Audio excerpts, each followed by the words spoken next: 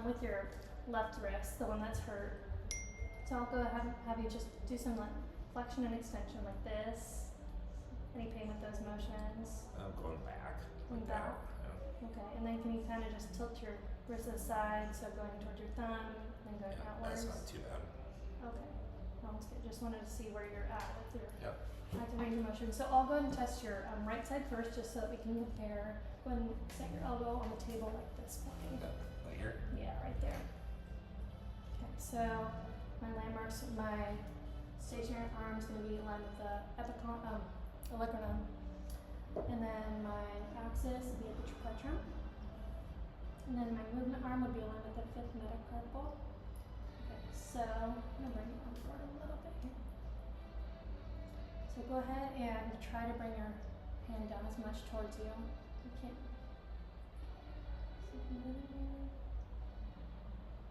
Very good. That's 80 degrees right there. So the agonist for this motion would be your flexor digitorum superficialis, profundus, flexor carpi ulnaris, flexor carpi radialis, palmaris longus. And then antagonist would be extensor carpi radialis, longus and brevis, extensor carpi ulnaris, extensor digitorum. Yeah. So then we'll test extension on this side as well, real quick, so we can get a comparison. So we have the same landmarks here, the olecranon, triplegium, and fifth metacarpal. Okay, so what I'm going to have you do is I'm going to have you bring your wrist up like that. As much as Ready? you can.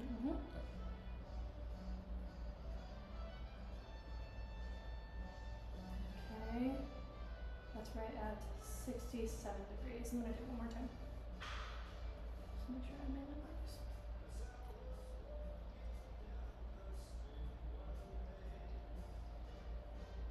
Okay, go ahead.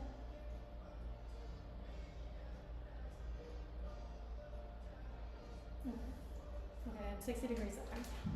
So then we'll go ahead and do ulnar and radial deviation on this side as well. So you can actually bring your arm back.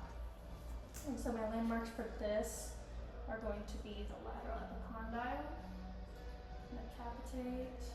So my stationary arm will be at the lateral epicondyle. Axis will be at the capitate. And then my movement arm will be bisecting the third digit. So what I'm going to have you do is I'm going to have you bring your, well first actually I'm going to have you bring your pinky out like this, just sliding on the table like that. Very good. Okay, so we got 35 degrees right there, very good. And then same landmarks for radial deviation. I'm going to have you bring your thumb in like that.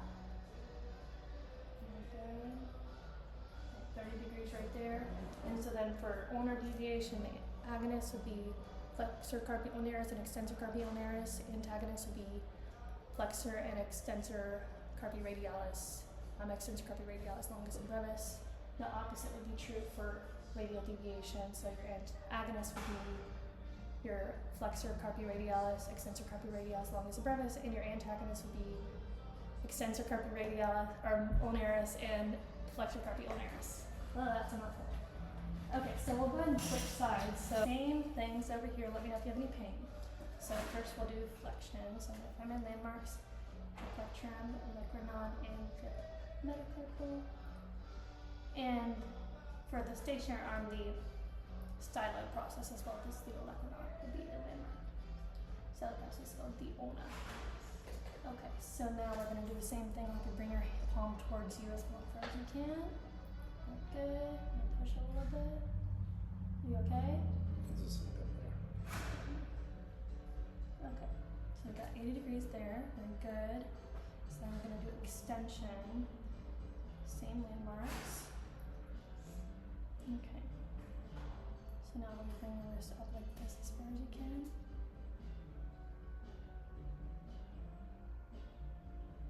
Okay. It's a little bit shorter than the right side, so that would be 57 degrees. It's kind of pulling there a little bit. Felt it? Okay. So then we'll do ulnar and radial deviation. So I'll have you bring your arm back here. So landmarks are the same as the other side. So we got the capitate, and the lateral condyle capitates the axis, and then the lateral knows the stationary arm movement arm would be bisecting the third digit. So we'll do radial deviation first. So go ahead and bring your thumb in like we did on the other side. Good. 30 degrees. Okay, you can come back to the same. Alright, and then I'll go ahead and have you do ulnar deviation, so going out like that. Very good. Okay, so then you have 32 degrees there. Okay, so then we'll do manual muscle testing. So go ahead and bring it up like that. Any pain? No, it's No, not no. so probably not. Okay. So then I'm going to try to bring your hand towards me, try to resist. Actually, I need to be palpating for the radials here. Okay, good. And then palpate for the ulnars. And bring your hand kind of towards me and then to inside. So try to resist. Okay, good. So then we'll do extension. So then go ahead and bring your hand up like that. Okay, good. Okay, so now we're testing for ulnaris. Ready? I'm gonna bring your hand, try to resist my pressure. Okay, switch hands. So now I'm gonna bring your hand towards me and to the left. Good. Alright. Test for flexion. So I'll bring your hand like this. So then bring your wrist towards you like that. Okay. That movement feel okay? It's a little tender right here. Okay. So first we'll check for ulnaris and palpating that muscle. So I'm gonna try to bring your hand towards me and to the right, my right, your left. Okay? Yeah. Try resist. Okay. It's not really hurt. Okay, so you almost immediately broke under pressure. I'll give that a 3. Okay, then I'm gonna test for the radialis. So the radial side. So I'm gonna bring it towards me and to my left, your right.